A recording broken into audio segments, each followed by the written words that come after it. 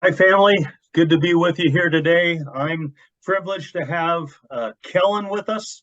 And as we're going through these equipping sessions on spiritual parenting in a gender confused and sexually perverse world, Kellen, we have the benefit of having him here, and he works in law enforcement. He's kind of like what the Apostle Paul identified in Romans 13. He's a minister of God who helps bring God's restraint in an evil society.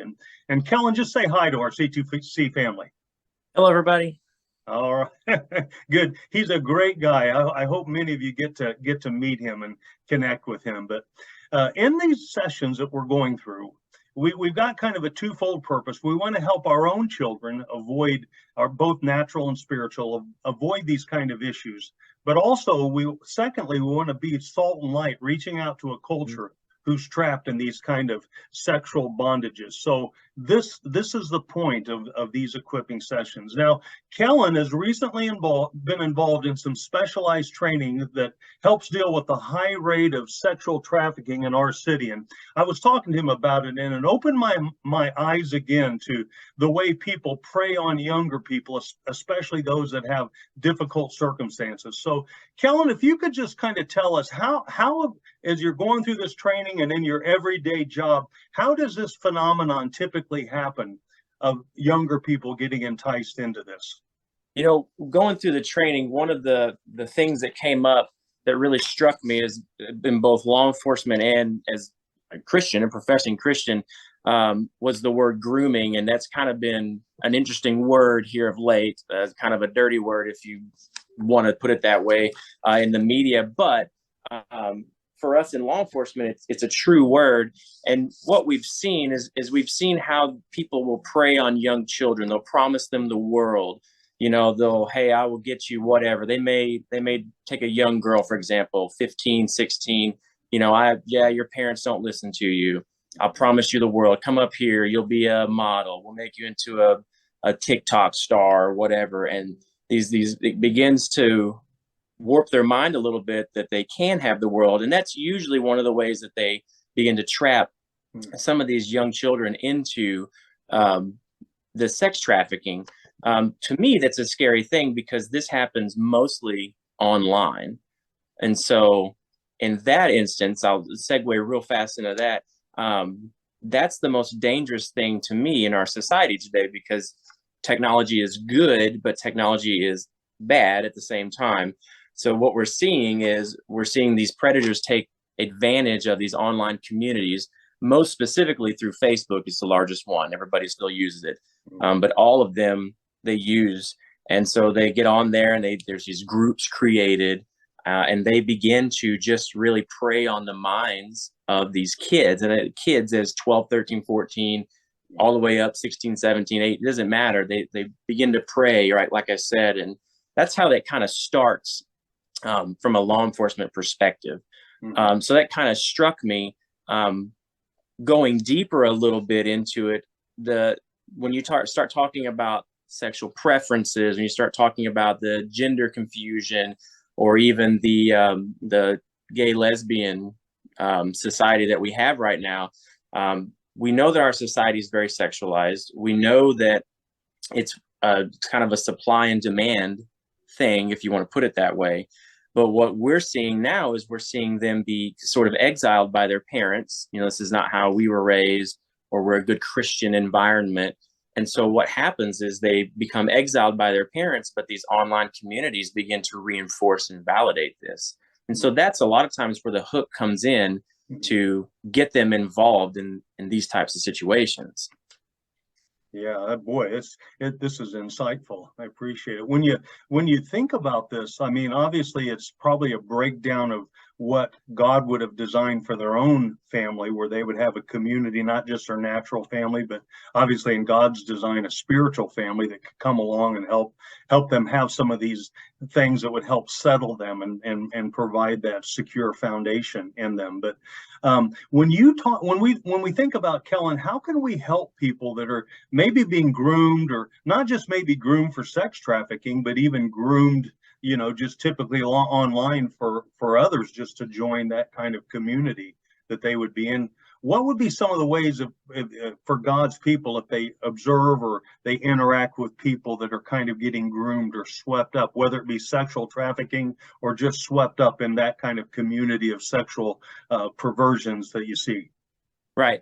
One of the things that, like I said, we're seeing is this grooming comes in and it hooks them, right? And so they just, that's what they want, is they want that validation. They have all these feelings as they're going through puberty, and the high sexual tension that they're seeing.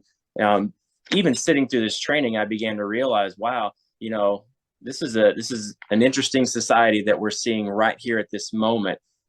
Some of the things that we see out there and that I see as Christians that we can do is we have to recognize that they need some validation, right? There's something going on here, and to push them away, to tell them they're living in sin, to immediately tell them they've got to repent, that's not working. And it's actually pushing this community away very fast. And I've got a very good friend who was in this community, was miraculously healed by God. Story for another time, but she works in this community, and that's what she's trying to do, is she's trying to restore the community to Christ through validation, through hope, and through help, and not through condemnation, right, and pushing them away.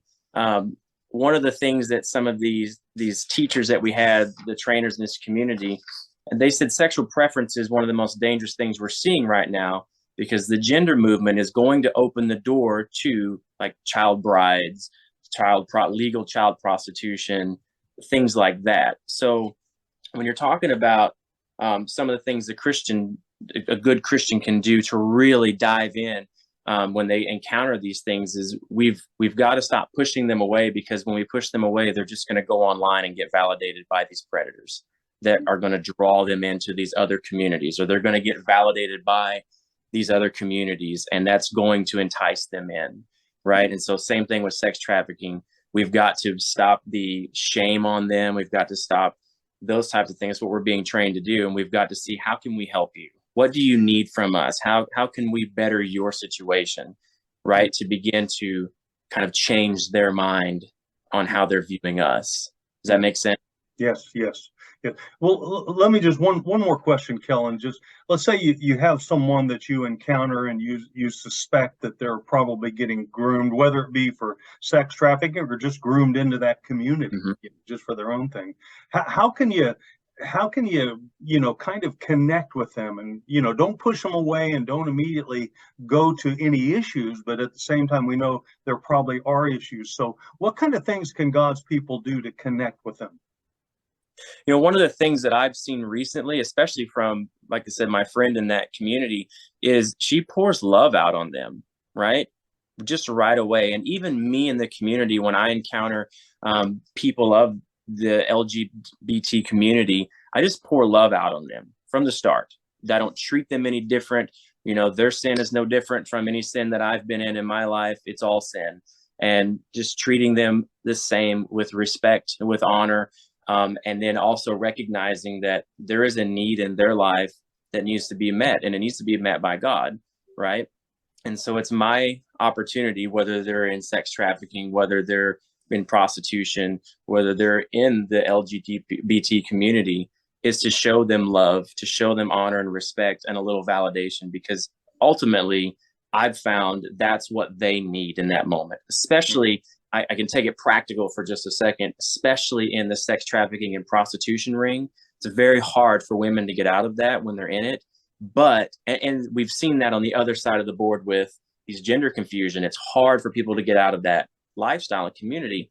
However, I've seen that just being a compassionate human being, showing them love and respect and honor and validating, right, goes a long way. And it opens the door. You may not get it right at that moment, because we're not looking for slam dunks in the moment. We're looking to establish this community and relationship long term, which will lead me into the kind of the final thing, is that what's really missing here is a strong, healthy community, right? They're searching for a strong, healthy community, and they don't have it. So it takes a strong, healthy community to pull them out of these lifestyles and to help them reinsert into healthy community, right? And give me one more minute here. This is one of the most important things we learned in the training, is that we can't go to them the traffic victims and tell them, like, we're saving your life, because that's not how they live life, right? So it takes years sometimes to pull them out and recognize that there's a better way, and it takes healthy, strong community. Well, from the Christian perspective, if we're reaching the LGBT community or the gender confused community, whatever, it takes strong, healthy community in order to pull them out, help them see things from Christ's perspective, and help them ultimately change their lives. That's brilliant, Kellen. Well, I appreciate this. We'll kind of start drawing it to a close, but maybe we'll have you back on, because I would like to hear more about this lady, because I know somehow that connectivity, like you said, loving, caring connectivity, and then somehow bringing them around you or the people of God in ways that they can to help kind of start dispel any falsehoods they may have about what, God's people are like, and then just see the love of Christ come and conquer this thing. So, right. This is brilliant, Kellen. Well, hey, I appreciate you so much. Thank you for being on with our family. Hope many of our family can get to know you better in the future. We pray for you, Kellen. You're a minister of God. You're not bearing the sword in vain. So thank you for your service and everything you do. Thank you. All right. Thanks, everyone.